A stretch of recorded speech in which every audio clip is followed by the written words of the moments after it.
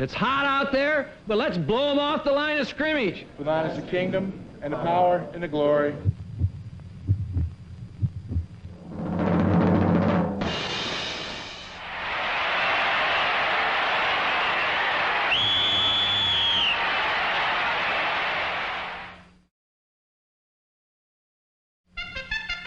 No, these are not Viking fans entering Metropolitan Stadium in Bloomington, Minnesota.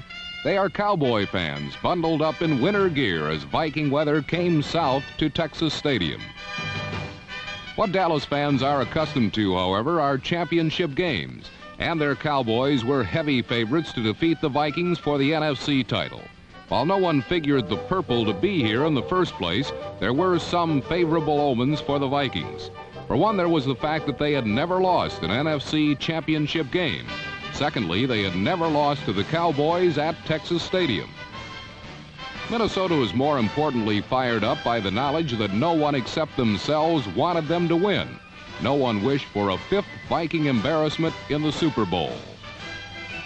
While Minnesota may have possessed a psychological edge, the Dallas Cowboys were clearly the superior team. They led the NFL in both offense and defense, and in the playoff game against the Bears, they had won convincingly 37-7. So Dallas appeared ready to turn this game upside down and earn their fourth Super Bowl trip as they met Minnesota in the NFL Game of the Week.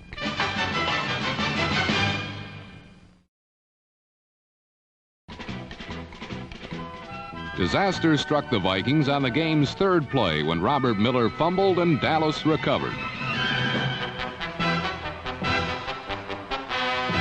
This Dallas defense is called Doomsday Junior by the sports writers, and like its parent, it is manned by all pros at key positions. Number 79, Harvey Martin, has become the superstar of Doomsday, and his fumble recovery set up the Cowboys nicely deep inside Minnesota territory. It took Dallas only 2 plays to convert the turnover into 6 points as Roger Staubach hit number 83 Golden Richards on the fly. Richards' touchdown was a variation of a favorite Cowboy play. Early in almost any game, Dallas employs a flanker screen, usually to Drew Pearson, number 88. Another angle reveals that Staubach's pump fake to Pearson lured the Viking defense to the decoy. With the purple caught in hot pursuit, Roger lofted a soft throw to the wide-open Richards.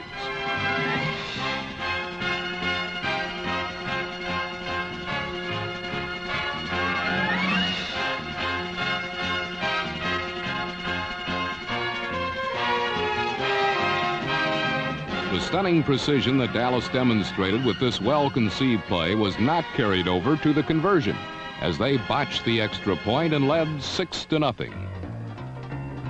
The main thrust of Tom Landry's defense has always been to shut down the opponent's running game. The philosophy of his flex defense is simply this: once you stop the run, you dictate to the offense when they must pass. Over the last 7 years, there has never been a 1,000-yard rusher to gain over 100 yards in any playoff, championship, or Super Bowl game. Number 44, Chuck Foreman, was not the exception, as Dallas limited him to 59 yards on 21 carries.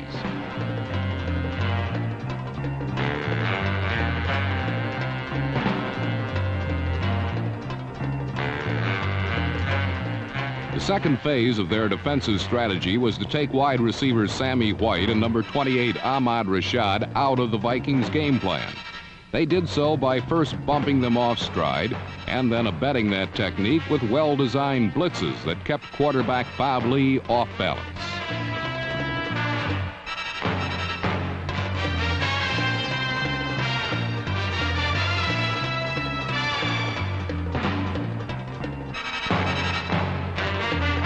When Lee was not harassed, he forced his passes into a forest of defenders.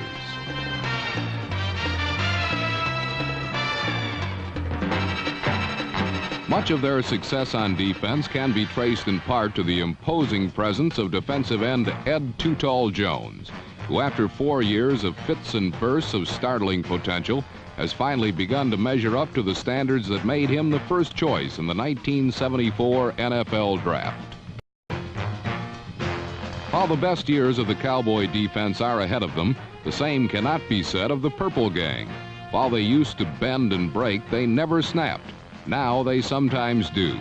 Facing the Cowboys and Rookie of the Year Tony Dorsett, the Vikings summoned up their time-worn skills and held Dallas in check throughout much of the first half.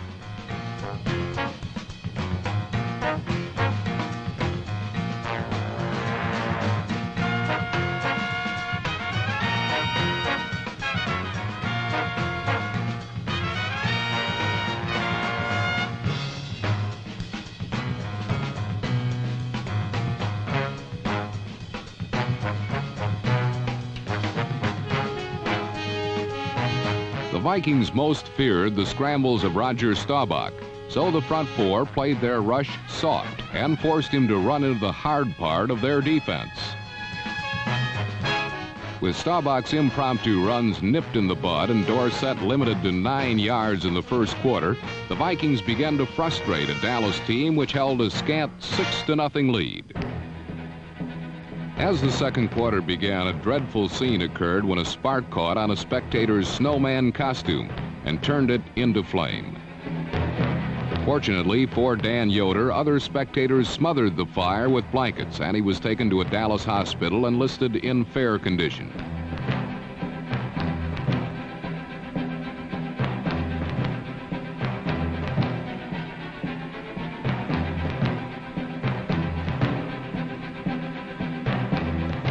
Many experts predicted that Vikings special teams, so often the key to Minnesota victories, would have to produce a blocked kick in order for them to win.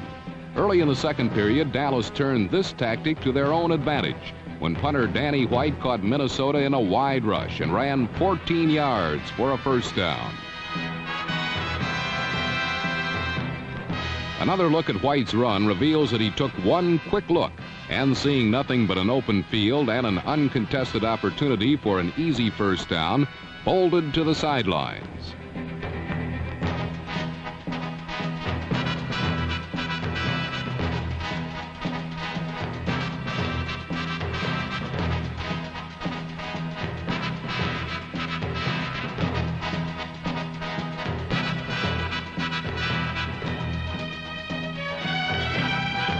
White's run and a later interference penalty set up the Cowboys for the game's second score, a determined 5-yard run by number 44, Robert Newhouse.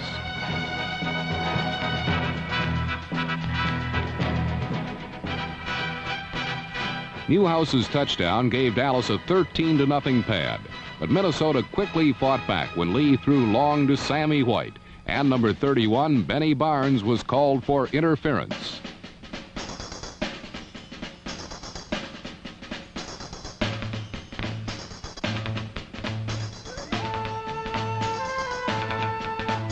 Minnesota's drive for a touchdown went a glimmering when a third down sack on Lee by Randy White forced the Vikings to settle for a field goal.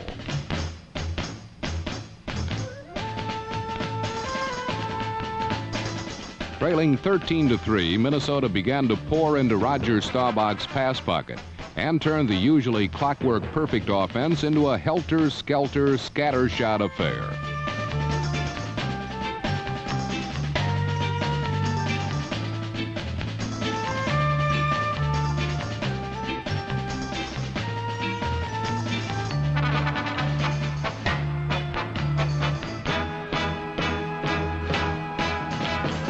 Except for the game's second play, the touchdown pass to Golden Richards, the Viking defense had held firm, and they seemed only to need a lucky bounce of the ball to turn this game around.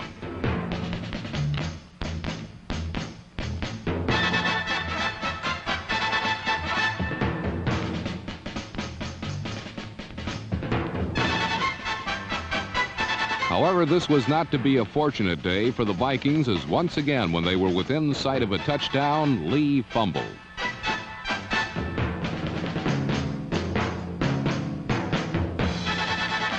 Although Minnesota recovered, the missed opportunity led not to 6 points, but to 3, and they trailed Dallas 13-6.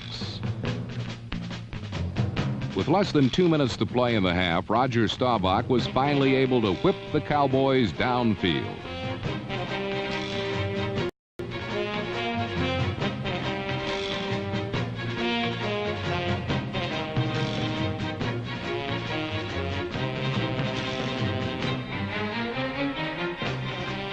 In these situations, Staubach invariably looks for number 26, Preston Pearson.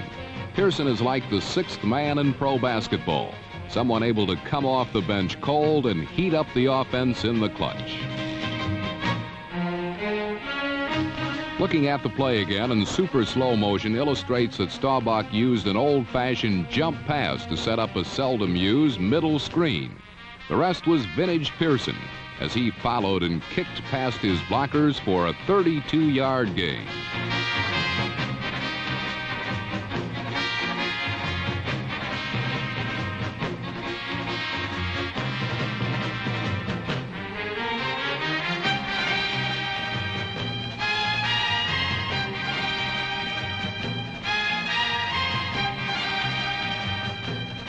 Although he was a starter for 9 games this season until Tony Dorsett replaced him, Pearson is even more valuable as a situation substitute who can read and react to the most sophisticated pass coverages.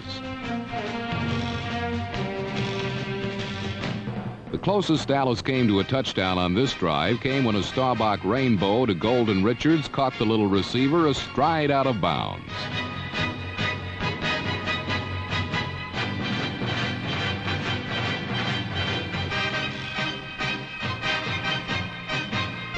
With only 5 seconds remaining, the Cowboys salvaged 3 points as Efren Herrera's field goal built the Dallas margin to 16-6 at the half. Although their lead was only 10 points, the Cowboys expressed the confident feeling that it would take the second coming of the Ice Age to stay their bid for the NFC Championship and a trip to Super Bowl 12.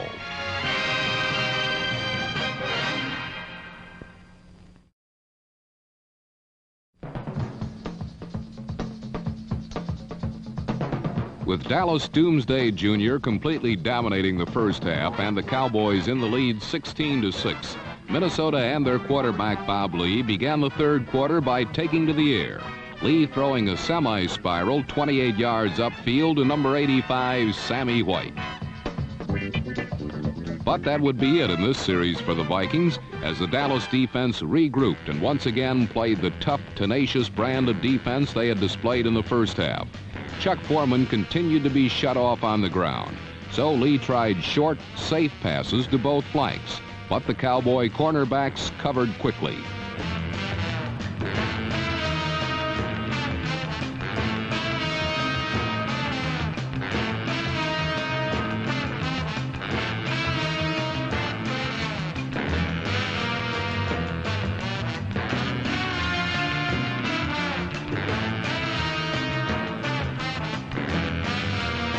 The Viking defense played well throughout the third quarter, closing down on Tony Dorsett and Roger the Dodger when he attempted to scramble.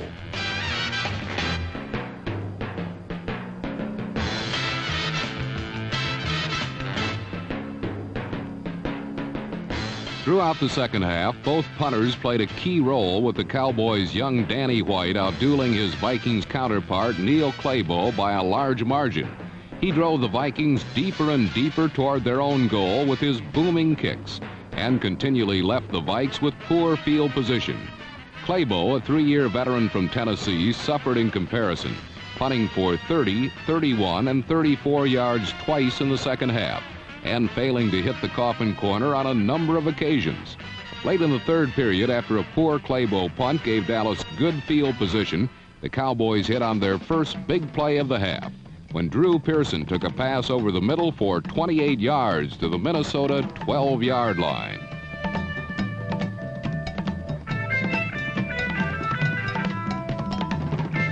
The pass came on a 3rd and 20 situation and was a typical Staubach to Pearson pressure hookup.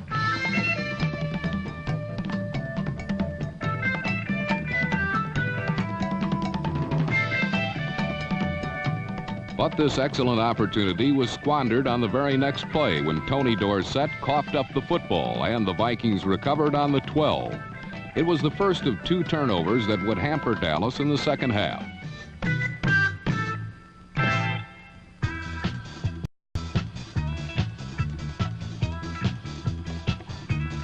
But Bob Lee, ever aware of the Dallas pass rush, couldn't move his team out of danger. And with Minnesota forced to punt from its own end zone, it appeared the Cowboys would get the ball in good field position.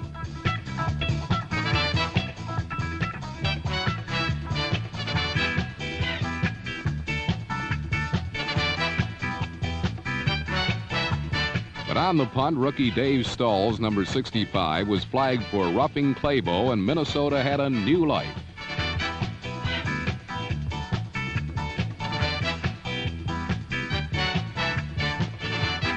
On 3rd and 3, number 83, Stu Voigt, worked his way free but dropped Lee's accurate pass, and the Vikings were forced to punt again.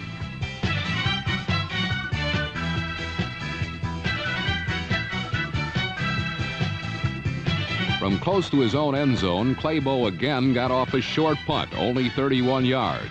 And rookie Tony Hill, with a huge hurdle, brought it back 16 yards.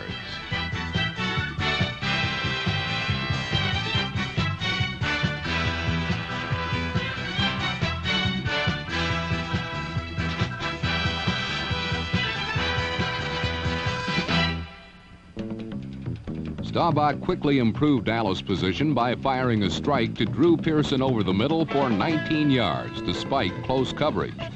But once again, with the Cowboys seemingly poised for the kill, a turnover ruined their chances. Rodgers' rollout pass for Dupree was tipped and intercepted by Nate Wright, number 43. And the Dallas drive ended at the Minnesota 4.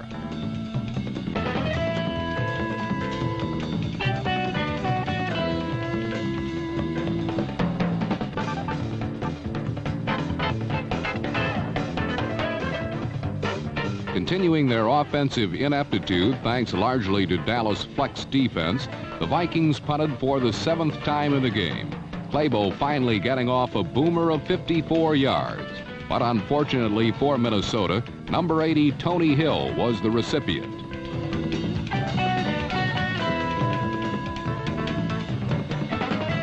The rookie from Stanford returned the kick 20 twisting yards, and although the Cowboys failed to take advantage of his contribution and went nowhere this series, Hill had showcased the talent that makes him the finest natural athlete on the entire team, and a player who will see much more action at wide receiver next season.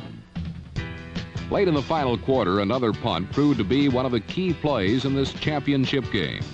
With White punting from his end zone, Minnesota's chance at good position was ruined when Manford Moore was met with a shattering tackle by Thomas Henderson and was separated from the ball, which was recovered by Jay Saldi.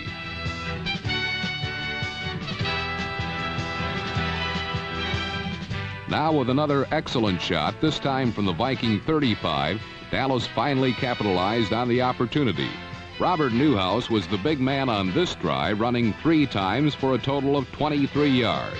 Newhouse, the often overlooked other back in the Cowboys' backfield, was superb today, outgaining Dorsett 90 yards to 71. Now with 3:59 showing on the stadium clock and the score standing at the same 16-6 it did since the second quarter, Dallas put the game away. From the Viking 11, the call was to Dorsett, and the rookie running back skirted the right flank and just made it across the flag for the clinching touchdown.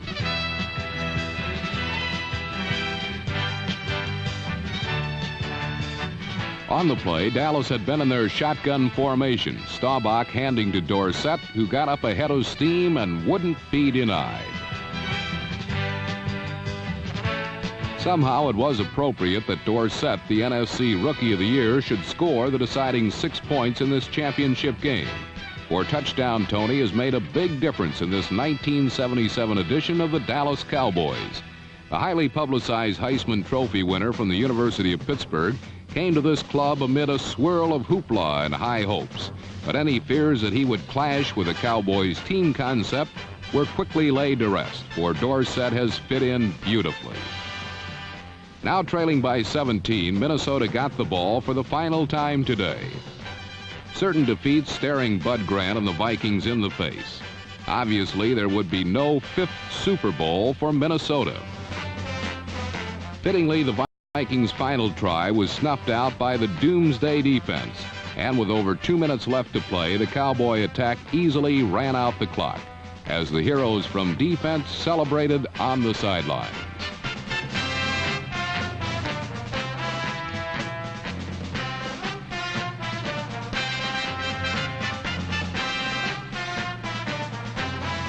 Dallas had won this National Conference Championship game, and they won it convincingly, limiting Chuck Foreman and company to merely 66 yards rushing and 2 field goals.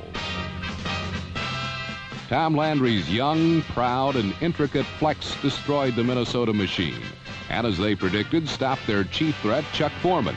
The Viking superstar was limited to just 59 yards on the ground, following in the footsteps of Walter Payton, who managed just 60 yards in the first round of the playoffs.